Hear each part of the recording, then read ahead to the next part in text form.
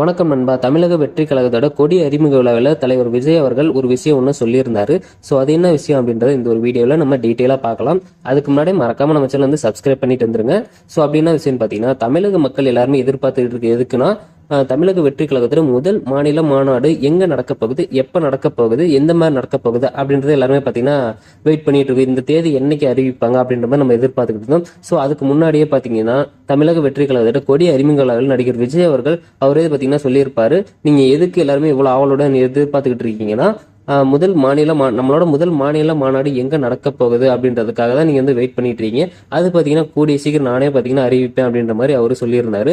So அந்த ஒரு இதுதான் பாத்தீங்கன்னா இன்னைக்கு வந்து ஒரு பிரஸ் மீட்ல சொல்லியிருக்காரு. தமிழக வெற்றி கழகத்தோட முதல் மாநில மாநாடு எங்க நடக்க போகுது அப்படின்றத பார்க்கும்போது, விழுப்புரத்துல விக்கிரவாண்டி அப்படின்ற இடத்துல பாத்தீங்கன்னா வி சாலை அப்படின்ற ஒரு இடம் ஒன்று இருக்குது.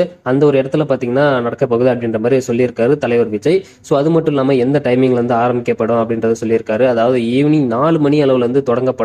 அது மட்டும் இல்லாம இது வந்து மிக பிரம்மாண்டமா வந்து கொண்டாடப்பட போகுது அப்படின்றத சொல்லியிருக்காரு.